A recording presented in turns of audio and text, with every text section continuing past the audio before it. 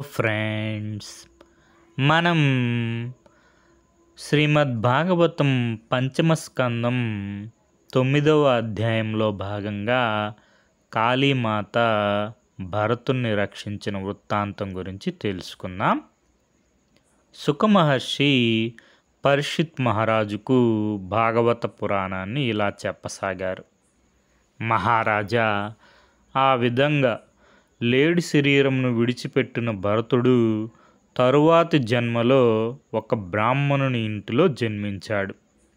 ఆ బ్రాహ్మణుడు అంగీరస గోత్రికుడు, మనోనిగ్రహము ఇంద్రియ నిగ్రహము కలవాడు, వేదములను అధ్యయనం చేసినవాడు, దాన ధర్మములు చేస్తూ ఉండేవాడు, ఉన్నదానితో తృప్తి పడేవాడు, ఎంతో ఓర్పు కలవాడు, వినయము విద్య కలవాడు, ఇతరుల పట్ల అసూయ లేనివాడు, ఆత్మజ్ఞానం సాధించినవాడు. అటువంటి బ్రాహ్మణ కుటుంబంలో జన్మించాడు భరతుడు. ఆ బ్రాహ్మణునికి 2 భార్యలు. మొదటి భార్యకు 9 మంది కుమారులు, రెండవ భార్యకు 1 పుత్రుడు 1 పుత్రిక కవలలుగా పుట్టారు. అందులో ఒకరు లేడి శరీరమును వదిలిపెట్టి బ్రాహ్మణ శరీరంలో పుట్టిన భరతుడు. భరతునికి పూర్వజన్మ స్మృతి ఎక్కడికి పోలేదు. తాను భరతుడుగా పుట్టడం, రాజ్యం ఏలడం, తర్వాత వానప్రస్థమునకు వెళ్ళడం, ఒక లేడిని పెంచడం, ఆ లేడితో మమేకం కావడం, దాని ఫలితంగా లేడిగా పుట్టడం, తర్వాత ఆ లేడి శరీరమును వదిలిపెట్టి బ్రాహ్మణుని ఇంట్లో పుట్టడం అన్నీ గుర్తున్నాయి. భరతుడు మరలా అటువంటి పొరపాటు చేయదలుచుకోలేదు. తన మనస్సులోనే పరమాత్మను కీర్తించేవాడు, పూజించేవాడు, అంతేగాని బయటకు కనపడేవాడు కాదు. ఎవరితోనూ సంబంధం పెట్టుకునేవాడు కాదు. ఒక జడుడి మాదిరి, పిచ్చివాడి మాదిరి, ఏమీ తెలియనివాడి మాదిరి ప్రవర్తించేవాడు. ఇవేవి ఆ బ్రాహ్మణునికి తెలియవు. ఆ బ్రాహ్మణునికి భరతుడు అంటే ఎంతో ప్రేమ. అందువలన భరతునికి అక్షరాభ్యాసము, ఉపనయనము, వేదాధ్యాయము అన్నీ జరిపించాడు. ఇవన్నీ భరతునికి ఇష్టం లేదు. కానీ తండ్రి మాత్రం కుమారుణ్ణి విద్యావంతుని చేయడం తన విధి అని భరతుడికి అన్నీ యథావిధి జరిపించాడు. కానీ భరతుడు తండ్రి చెప్పినది ఒక్కటి సక్రమంగా చేసేవాడు కాదు. పైగా అన్నీ విరుద్ధంగా చేసేవాడు. ఒకటి చేయమంటే మరొకటి చేసేవాడు. కానీ ఆ బ్రాహ్మణుని మనస్సు మాత్రం తన కుమారుణ్ణి గొప్పవాడిగా చేయవలనని ఎంతో పరితపించేది. అందుకని భరతునికి ఇష్టం లేకపోయినా అతనికి బ్రహ్మచర్యము, శౌచము, వేదాధ్యాయము, వ్రతములు, నియమములు, గురుసేవ, అగ్నికార్యములు అన్నీ భరతుడి చేత చేయించాడు. కానీ భరతుడు ఏమీ చేసేవాడు కాదు. ఆ బ్రాహ్మణుడు చేసిన ప్రయత్నములన్నీ నిష్ఫలములు అయ్యాయి. తన కుమారుణ్ణి గొప్ప పండితుని చేయవలన ఆశ తీరకుండానే ఆ బ్రాహ్మణుడు మరణించాడు. ఆ బ్రాహ్మణుడి రెండో భార్య తన కుమారుడు భరతుని, తన కుమార్తెను తన సవితి పెద్ద భార్యకు అప్పగించి భర్తతో సహగమనం చేసింది. ఇప్పుడు ఆ బ్రాహ్మణుని పెద్ద భార్య కుమారులు ఇంటికి అధిపతులయ్యారు. వారు భరతుణ్ణి ఒక పిచ్చివాడుగాను, మందమతిగాను చూడసాగారు. వాడికి చదువు చెప్పించడం మానుకున్నారు. వారు మాత్రం వేదములు, శాస్త్రములు చక్కగా చదువుకున్నారు. కానీ వారికి భరతునికి పరమాత్మ ఎడల భక్తి మాత్రం లేశ మాత్రం కూడా అబ్బలేదు. భరతుడు వీధిలోకి పోతే ఆ ఊరి ప్రజలు భరతుని ఒక పిచ్చివాడుగాను, జడుడుగాను, మూగవాడిగాను చూడసాగారు. భరతుడు కూడా వారిని ఒక్క మాట కూడా అనేవాడు అనేవాడు కాదు. వాళ్ళు ఎలా పిలిస్తే అలా పలికేవాడు. వాళ్ళు ఏం చెప్తే అది చేసేవాడు. ఎవరు ఏమిచ్చినా తీసుకునేవాడు. ఆ ఊరి వారందరికీ జీతభత్యం లేని పనివాడుగా తయారయ్యాడు. ఆకలి వేస్తే ఏది దొరికితే అది తినేవాడు. నాలుకకు రుచిగా ఉందా లేదా అని అస్సలు పట్టించుకునేవాడు కాదు. ఎందుకంటే భరతుడు పూర్వజన్మలోనే సుఖదుఖాలకు రాగద్వేషాలకు అతీతుడయ్యాడు. దేహాభిమానమును పూర్తిగా వదిలేశాడు. బయట ఎలా ప్రవర్తించిన మనసులో మాత్రం నిరంతరము హరినామస్మరణలో నిమగ్నం అయ్యేవాడు. ఈ మాదిరి ఉన్నప్పటికీ భరతుని శరీరం పొడుగ్గు తగ్గ లావుతో దృఢంగా ఉండేది. అతని శరీరములు పుష్టిగా ఉండేవి. కానీ భరతుడు ఎండాకాలంలో, వానాకాలంలో, చలికాలంలో తన శరీరంను పూర్తిగా కప్పుకునేవాడు కాదు. నడుముకు ఒక వస్త్రము, పైన ఒక వస్త్రము కప్పుకునేవాడు. యజ్ఞోపవీతం భుజానికి వేలాడుతూ ఉండేది. రోజు స్నానం చేసేవాడు కాదు.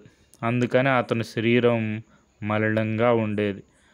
ఆ ఊరి వాళ్ళందరూ భరతుని బ్రాహ్మణ వంశంలో చెడబుట్టాడు అనేవారు. కానీ భరతుడు ఏమీ పట్టించుకునేవాడు కాదు. భరతుని చేత అతని అన్నయ్యలు ఇంటి పని, పొలం పని అంతా చేయించుకునేవారు. రాత్రుళ్ళు పంట పొలాలకు కాపలాగా పడుకోమనేవాళ్ళు. వాళ్ళందరూ తినగా మిగిలిన అడుగు అన్నము, మాడిపోయిన అన్నము, అది లేకపోతే పురుగు పట్టిన పిండి పెట్టేవాళ్ళు. అదే అమృతప్రాయంగా తినేవాడు భరతుడు. ఇది ఇలా ఉండగా ఆ ప్రాంతంలో ఒక దొంగల గుంపు ఉండేది. ఆ దొంగల నాయకుడికి పిల్లలు లేరు. అమ్మవారికి నరబలి ఇస్తే పిల్లలు పుడతారని ఆ దొంగల పురోహితుడు చెప్పాడు. నరబలి కోసం ఆ దొంగలు ఒకరిని పట్టుకొని వచ్చారు. సరిగా బలి ఇచ్చే ముందు రోజు ఆ బలి పశువు పారిపోయాడు. మర్నాడే బలి ఇవ్వాలి. అందుకని ఆ దొంగలు మరొక బలి పశువు కొరకు వెదకసాగారు. ఆ రాత్రి వారికి పొలంలో కాపలా కాస్తున్న భరతుడు కనిపించాడు. పొడుగ్గా, లావుగా, బలిసిన అవయవాలతో ఎద్దులాగా దృఢంగా ఉన్న భరతును చూచి పరమానంద భరితులయ్యారు. భరతుని తాళ్లతో కట్టారు. కాళికా ఆలయానికి లాక్కొనిపోయారు. అప్పటికే దొంగల నాయకుడు అమ్మవారి పూజ ముగించి బలి పశువు కొరకు ఎదురు చూస్తున్నాడు. దొంగలు భరతుణ్ణి తమ నాయకుని ముందు నిలబెట్టారు. బలికి తగిన మనిషి దొరికాడు అనుకున్నారు. ఆ దొంగల నాయకుడు భరతుణ్ణి బలికి తయారు చేయమన్నాడు. దొంగలు భరతునికి స్నానం చేయించారు. ఎర్ర బట్టలు కట్టారు. మెడలో ఎర్రటి పూలమాలలు వేశారు. గంధం పూశారు. బొట్టు పెట్టారు. బలి పశువును అలంకరించినట్టు అలంకరించారు. దొంగల పూజారి అమ్మవారికి పూజ చేశాడు.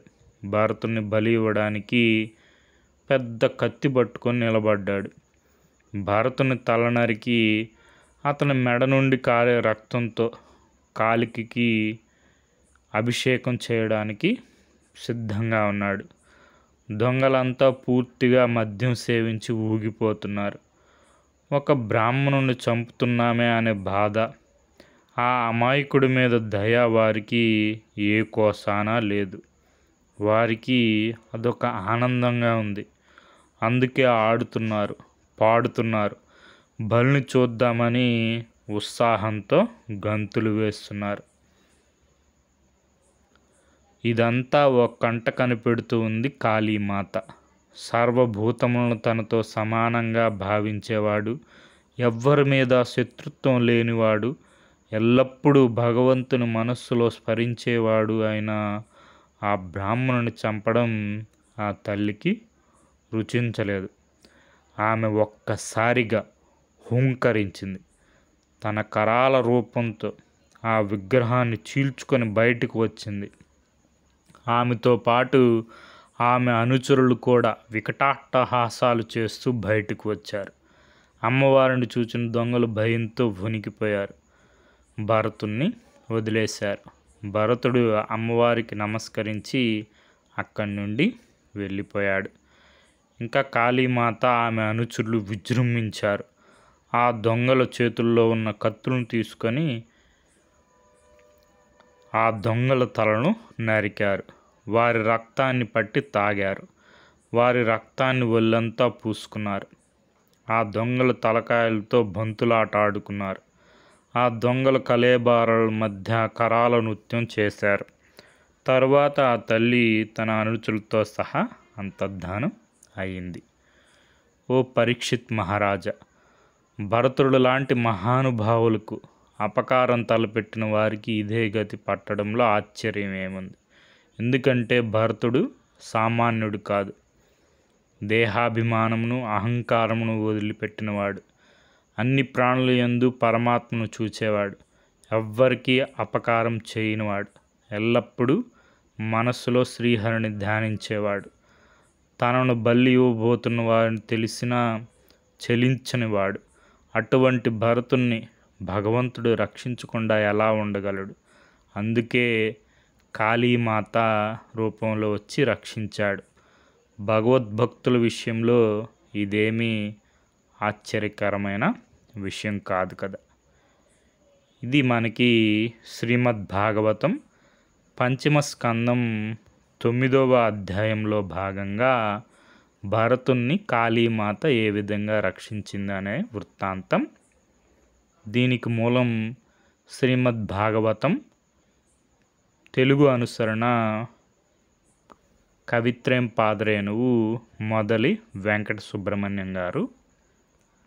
Okay friends, thank you for watching.